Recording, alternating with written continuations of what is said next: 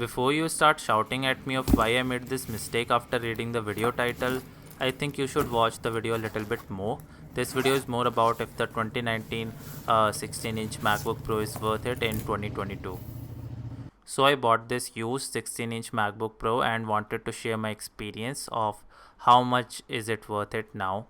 I previously owned a 13-inch MacBook Pro 2018. It was a base model with 8 GB of RAM and 256 GB of SSD. It had a quad-core i5 and gave decent performance since it had two fans.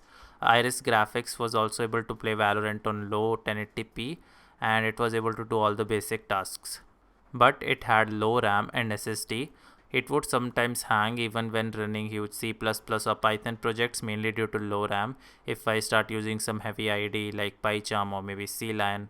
And I was also, one more thing was that I was working off an external SSD for everything at this point, which means that most of my applications that I didn't need daily were on my external SSD.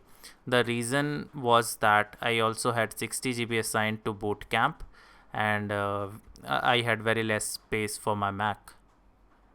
In addition, the bootcamp was not working properly even in 60 GB. Earlier I assigned it only 50 GB, but Windows would need more. I also removed all the reserved spaces in Windows that it required for Windows Update and things like that, but I still faced a lot of issues even though I only had Valorant installed.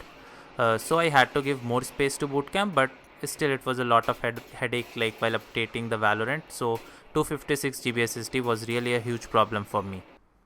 Even before I played Valorant, I used to use many VMs, and I would move my VMs to an external hard drive and then later move them back to an internal drive when I needed them. Also, due to just 8 GB of RAM, using multiple VMs was a huge problem.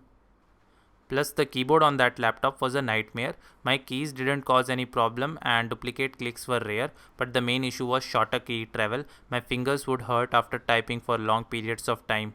Also, 13-inch was a small screen for me, but that was not that big of a deal, I would say. So I wanted to buy a new MacBook. I was confused between Intel or M1. I couldn't buy a Windows device at this point because I was so used to using Mac.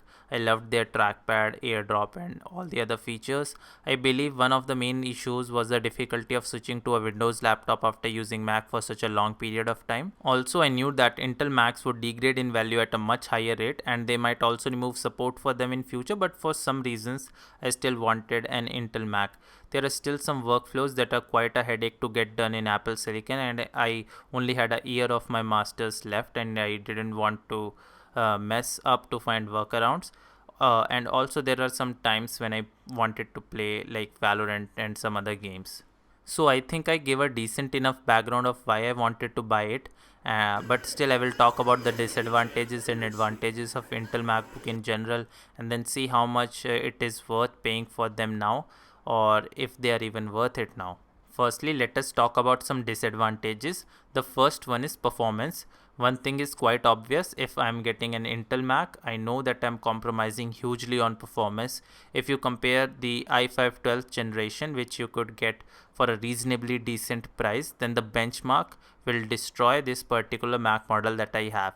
Also, let me show you the comparison with my 2-year-old Zephyrus G14 laptop. This 14-inch laptop clearly outperforms the MacBook in Geekbench. Although for general browsing this Mac will still be superior, but still when you compare it with my iPad, which is not even M1, it had a lower score in browsing speed test. Also, the SSD performance is pretty good, but there do exist better SSDs today, but primarily for random reads and writes, I think this one would also work just as well as new SSDs. Overall, it is pretty obvious that you won't get a decent performance according to today's standards. But to be honest, at least for me right now, performance after a certain point is of no use.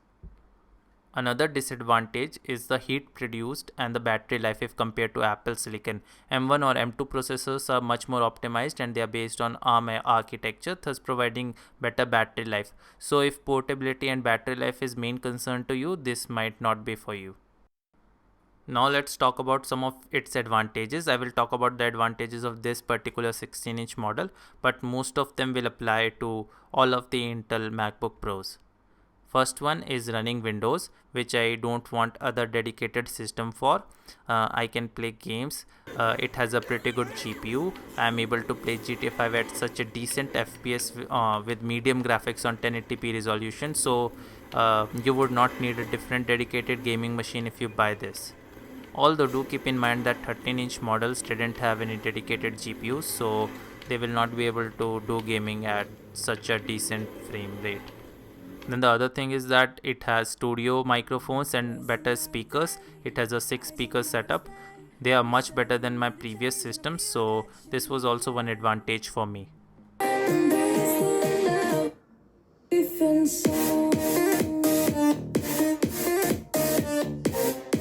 This is the audio quality coming directly from the 16-inch MacBook Pro.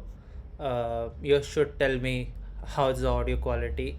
I think it's pretty good compared to my other devices. For example, if you compare it with my phone, I think it has a much better audio quality. It is not as good as dedicated microphones that I have, but it's still pretty decent. Then the other thing is that it has bigger 16-inch screen and almost 4K resolution. So this is also one of the reasons why I don't want Windows laptop. Only very high Windows laptops can have such a good screen, and they are very expensive, at least in India. For example, Dell XPS 15 would cost you 2.4 lakhs here. Then the other advantage, at least for me, is that it has 16 GB of RAM and more SSD. So if I compare it with my previous model, this is an upgrade for me. Then the other thing is that some of my friends ran into ton of issues with software compatibility in M1 MacBook Air, and I didn't want to have to find or set up any workarounds right now. So this was also one of the reason why I went with Intel Macbook Pro, and this can also be an advantage for most of the people who will want to get an Intel Macbook Pro right now.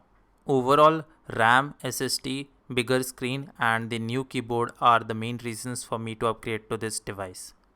But the main point is that, is it worth it? Well, I got it for around 1 lakh rupees, maybe a little more than that, and the battery health was around 90%. So at this range, I would say that this might be a good deal, since if you buy an Apple Silicon Mac, the screen size will just be 13 inches at this price point, and the price will also rise exponentially if you get more RAM and SSD. Furthermore, Intel is still fast enough for most users. Even on Apple Silicon, you would still use Rosetta in many applications, and thus you would not get full potential of it. So if you're getting it in this price range and really need Intel for some reason, this might be a great choice. Although do keep in mind that this is less future proof now, but in my opinion, Apple will still give 4 to 5 years of OS updates for this. Hopefully they will give, but we will see. Also do keep in mind that most YouTubers who upload videos of claiming how bad Intel MacBook is mostly look into some specific workflows of video editing or maybe Final Cut Pro. But actual workflows for most people will be different. Thanks for watching my video, guys. By the way, I would love to hear your opinions about my decision in the comment section. So do leave a comment. Also, if you find this video helpful, then hit the thumbs up button and do subscribe to my channel for more such videos. Thanks once again.